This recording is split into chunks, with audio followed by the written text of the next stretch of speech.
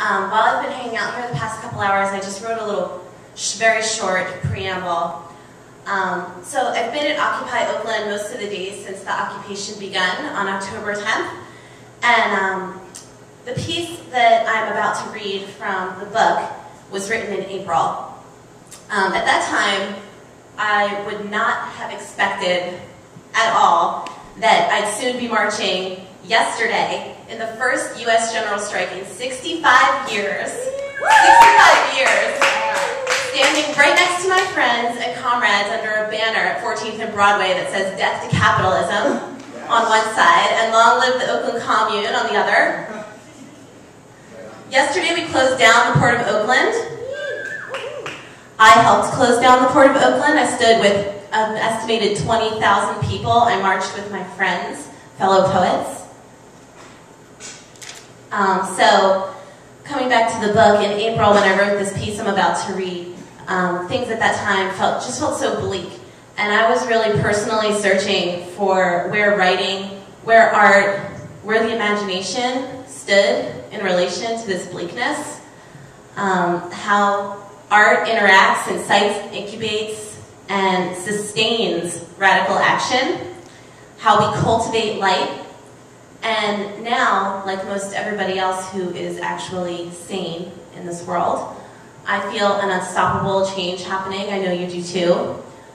This change is all about participation, and we as artists stand participating in this change. So people all over the world marched with Oakland last week after the brutal police riot. There's a photo of a comrade in Egypt. He's marching in solidarity with us, with Oakland, and he's holding a sign that says, "Don't afraid, go ahead, occupy Oakland." So I saw that photo, and I realized that I've been thinking about solidarity for a long time, but now I know what solidarity feels like, and I know what it means. This sign has been an unbelievable source of strength to me, to my friends, and it's been a huge source of strength to the camp as a whole, I can tell you that.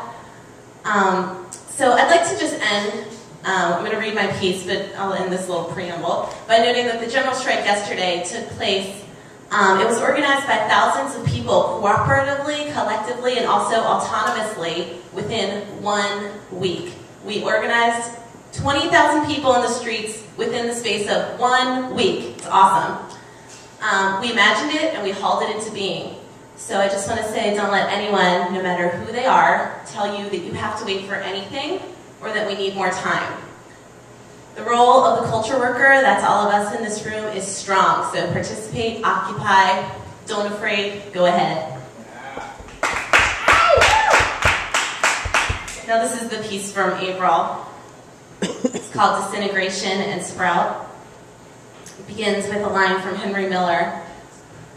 "Reality is not protected or defended by laws, proclamations, ukases, cannons, and armadas. Reality is that which is sprouting all of the time out of death and disintegration." The songs are real, and the wails are real. The disintegration is real, in that it no longer comes from you, me, or them, but we are all screaming at once, wailing out of our subjugated bodies. Today is April 30th, 2011.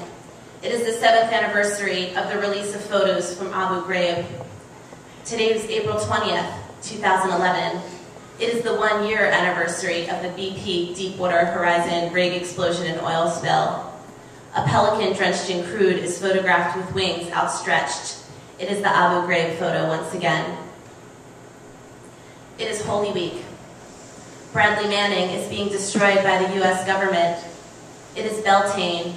It is May Day. It is Passover. WikiLeaks releases documents detailing information on nearly all of the 779 prisoners who have been held at Gitmo. It is March 27th, 2011.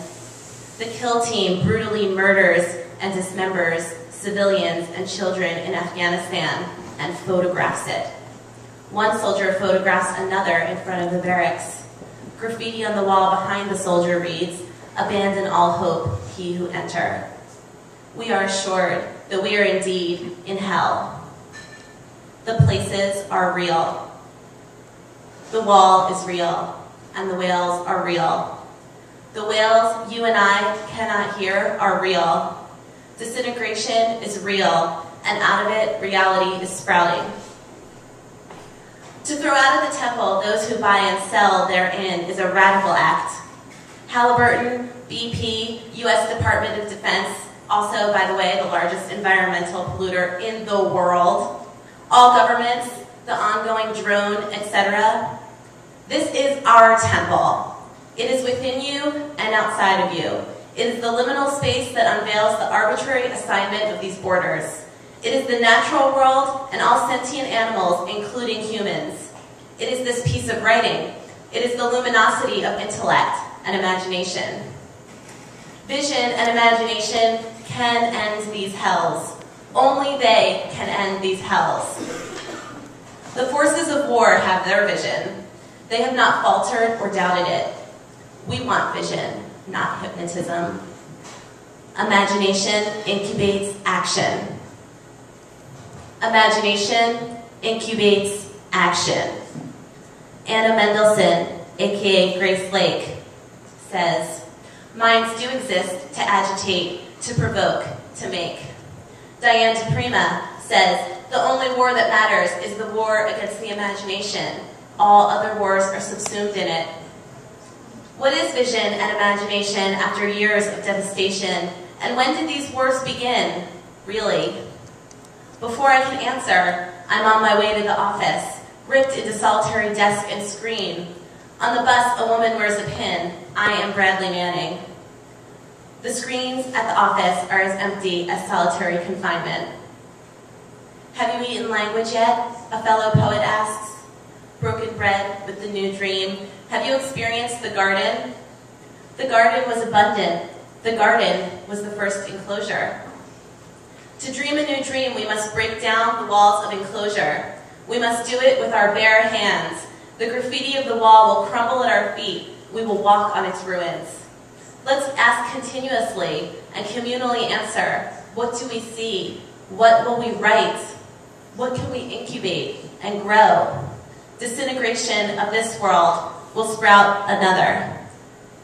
And I want to add, disintegration of this world will sprout another. Don't afraid, go ahead. Thank you.